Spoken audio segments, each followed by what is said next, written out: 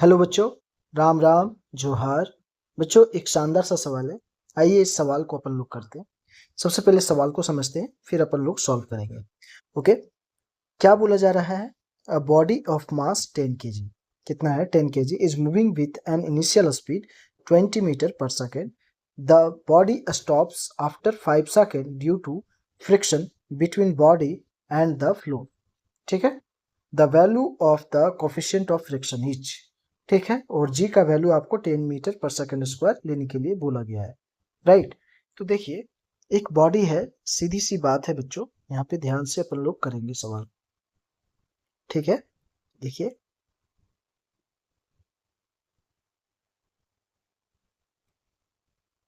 क्या है, एक बॉडी है, ठीक है, 10 kg का है।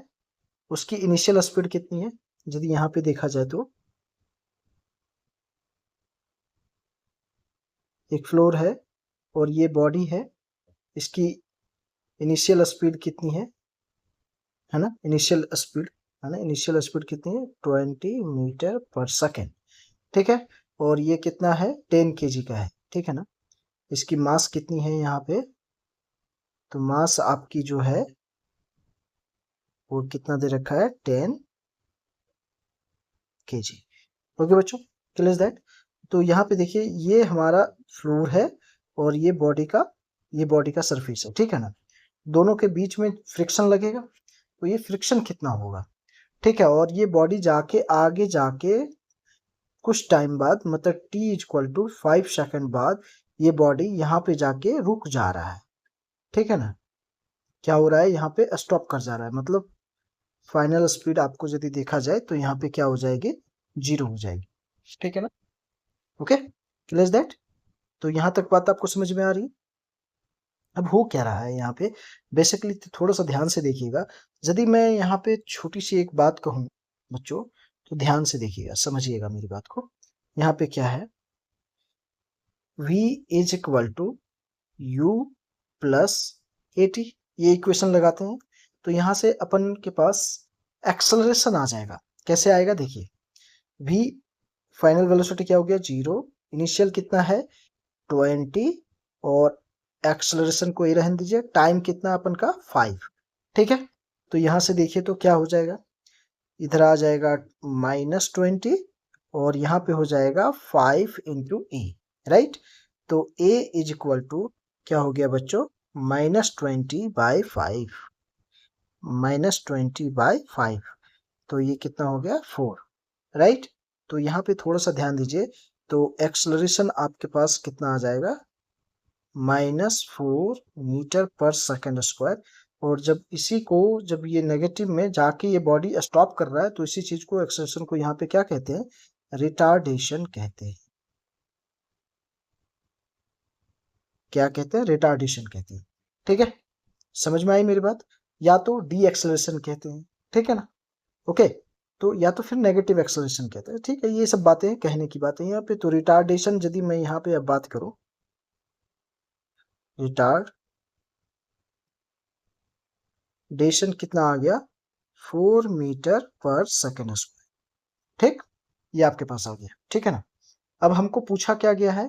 कोफिशिएंट ऑफ फ्रिक्शन पूछा गया है।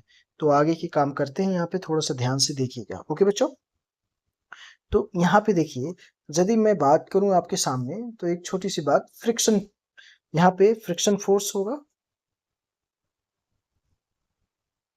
Friction force. ठीक है ना, friction force F is equal to क्या हो जाएगा? Mu into m g. आप जानते हैं friction force is equal to होता है म्यू एन, और एन जो होता है वो नॉर्मल रिएक्शन होता है, किसके बराबर होता है? एम जी के बराबर होता है। तो इसी को यहाँ पे डायरेक्ट मैंने लिखा। ओके बच्चों, क्लियर? यहाँ तक बात समझ में आ गई? ठीक है, और यहाँ पे रिटार्डिंग फोर्स क्या होगा? बॉडी जाके रुक रहा है ना, रिटार्डिंग फोर्स, है ना? सॉरी,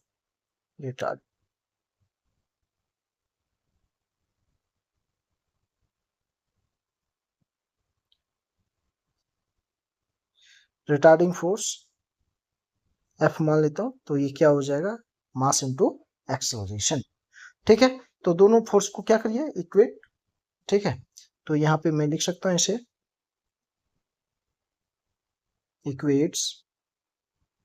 इक्वेट फोर्सेस, ठीक।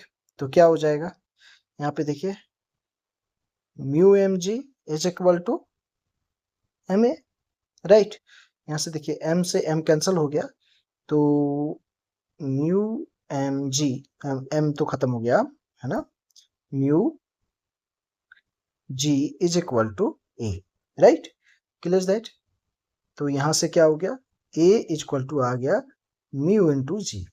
तो अपन को चाहिए क्या, म्यू चाहिए, ठीक है बच्चों, मतलब कोफिशिएंट ऑफ फ्रिक्शन चाहिए।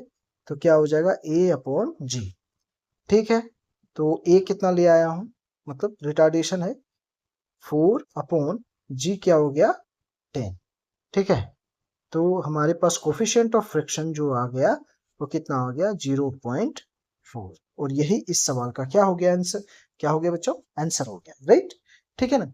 तो एक सिंपल सा सवाल था, आपको मैंने स्टेप बाय स्टेप यहाँ पे सारी चीजों को क्लियर किया हूँ बच्चों। देखिए यहाँ पे, तो ये जो आपका क्वेश्चन था मैंने प्रॉपरली आपको समझाया क्वेश्चन को, ठीक है ना, और यहाँ पे सारी की सारी बातें समझाया हूँ। तो यहाँ पे कौन सा ऑप्शन सही हो जाएगा, ऑप्शन नंबर डी यहाँ पे करेक्ट हो जाएगा बच्चों, ठीक है, ऑप्शन नंबर डी यहाँ पे करेक्ट हो जाएगा, ठीक है, राइट।